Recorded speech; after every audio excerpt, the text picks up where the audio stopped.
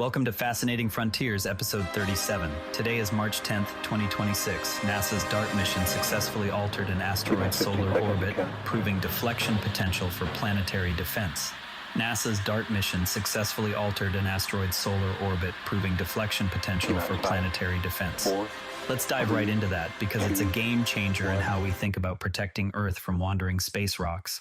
So picture this. Back in 2022, NASA slammed the DART spacecraft into Dimorphos, a small asteroid orbiting a larger one called Didymos, to test if we could nudge it off course. According to Space.com, new data shows that impact didn't just tweak Dimorphos' path around Didymos, it actually shifted the entire binary system's orbit around the Sun. That's a bigger effect than anyone expected, and it's all based on precise telescope tracking post-collision. What fascinates me here is the engineering triumph. We're talking about a kinetic impact that changed an asteroid's solar journey by detectable amounts, proving we could potentially deflect a threat if we spot it early enough. Researchers also spotted these fan-like patterns on Dimorphos from the impact, as reported in Universe Today, which confirms material is being transferred between the two asteroids in this binary pair. It's like watching a cosmic game of tag, revealing new dynamics in how these systems evolve and interact. This isn't just about defense, it's deepening our understanding of asteroid behavior, and honestly, it makes me wonder what other binary systems out there might show us if we send more probes. Looking ahead, this bolsters our models for planetary protection, and I can't help but feel a quiet excitement about humanity getting better at playing cosmic billiards. Shifting gears to something that's pushing the boundaries of rocket tech, Elon Musk just announced that SpaceX is about 4 weeks away from the 12th Starship test flight, featuring the upgraded V3 version. As Space.com details, this iteration is more powerful, building on previous tests to refine reusable rocket technology aimed at Mars missions and heavy lift operations. The human story here is compelling. Think of the engineers in Texas iterating on designs that could one day carry people to another planet. Why does this matter? Well, Starship isn't just about flashy explosions. It's solving real engineering challenges like rapid reusability, which could slash the cost of getting payloads to space. My take? If they nail this V3 test, it accelerates timelines for crewed Mars trips, and it's a reminder of how private companies are driving innovation in ways governments alone might not. I'm genuinely curious to see if this version handles atmospheric re-entry better than its predecessors. On a similar note of engine advancements, but from across the Pacific, Chinese startup Landspace has successfully tested a massive 220-ton methane engine with a long-duration hot fire run. Space News reports this is a key step for their heavy-lift rockets, strengthening China's burgeoning space sector. The science angle is intriguing. Methane as a fuel offers cleaner burns and easier handling compared to traditional propellants, which could mean more efficient launches. What stands out to me is the rapid progress in private Chinese space firms. This test paves the way for launchers that rival global heavyweights. It's significant because it diversifies the players in space access, potentially leading to more collaborative or competitive missions down the line. I find it quietly inspiring how these tests are democratizing space tech, one burn at a time. Speaking of launches, SpaceX just pulled off another one today with a Falcon 9 rocket lofting the hefty 15,000-pound EchoStar X5 satellite into geosynchronous orbit from Florida. According to Space.com, this marks their 30th mission of the year already, which is impressive for reliability and cadence. The engineering challenge here is handling such a massive payload. Think about the precision needed to place it exactly where it can beam TV signals globally.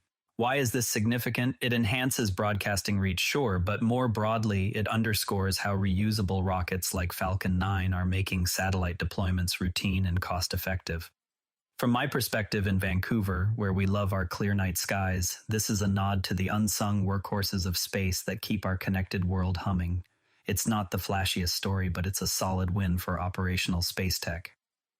Now, let's turn our gaze to the stars with a beautiful capture of the NGC 2403 galaxy, which an astrophotographer imaged, showing its spiral arms dotted with star-forming regions, much like our neighbor M33 in Triangulum.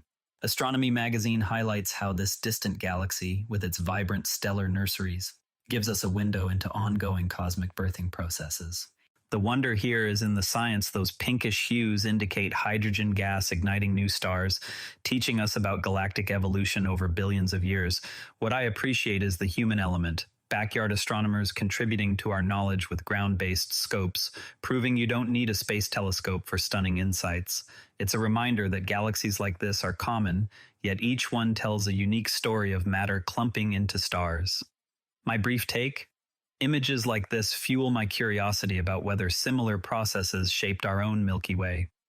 Staying with observable wonders, today the moon is passing just 0.7 degrees south of the red giant star Antares in the constellation Scorpius, visible in the morning sky for those up early. As Astronomy magazine notes, this close conjunction is a great chance to observe lunar motion against the backdrop of fixed stars. Scientifically, it helps us appreciate the moon's orbital dance and how stellar positions serve as reference points for navigation and astronomy. I love the accessibility here. Grab binoculars, step outside, and you've got a front row seat to celestial mechanics. It's not a blockbuster event, but it's quietly educational, especially for teaching kids about the night sky. In a world of high-tech telescopes, moments like this ground us in the simple joy of looking up. On a more reflective note, NASA's Van Allen probe A is set to re-enter Earth's atmosphere after 14 years of studying our planet's radiation belts. NASA reports that the data from this mission has revolutionized our understanding of particle dynamics in those high-energy zones. The significance lies in the science. Those belts trap charged particles from the sun, and knowing their behavior protects satellites and astronauts from radiation spikes. Thinking about the engineering challenge, these probes were built to withstand extreme conditions, gathering info that informs everything from space weather forecasts to mission planning. It's a bittersweet end, but my take is that its legacy will echo in safer space travel for years. Hats off to the team that designed something so enduring.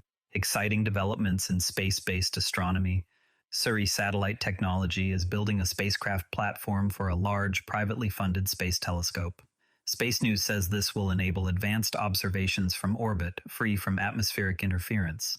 The angle that grabs me is the future exploration potential. Imagine peering deeper into exoplanets or nebulae with a dedicated orbital eye. Why does it matter? Private funding means faster innovation, potentially accelerating discoveries that public agencies might take longer to pursue. I'm curious about what this telescope will uncover, especially if it targets underrepresented areas like infrared surveys. It's a step toward making high-end astronomy more collaborative and widespread. Wrapping up our stories, the James Webb Space Telescope has captured stunning details of the exposed Cranium Nebula, revealing gas and dust ejected from a dying star. NASA describes how these infrared views uncover the processes of stellar evolution, showing material that will one day seed new stars. The science is profound. This nebula is like a snapshot of a star's final gasps, helping us model how elements are recycled in the universe. From an engineering standpoint, Webb's sensitivity lets us see through dust clouds that visible light can't penetrate. It's genuinely awe-inspiring, and my take is that finds like this connect us to the life cycles of stars, reminding us our own sun will go through something similar billions of years from now. Before we go, next time we'll be watching for updates on that upcoming Starship V3 test flight as SpaceX pushes toward Mars-capable rocketry. That's Fascinating Frontiers for today. If you enjoyed this episode, a rating or review on Apple Podcasts or Spotify really helps new listeners find the show. I'm Patrick in Vancouver. Thanks for listening, and I'll see you tomorrow.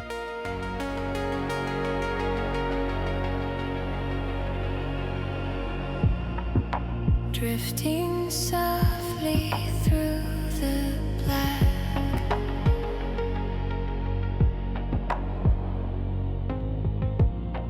a million stars behind our back, the void hung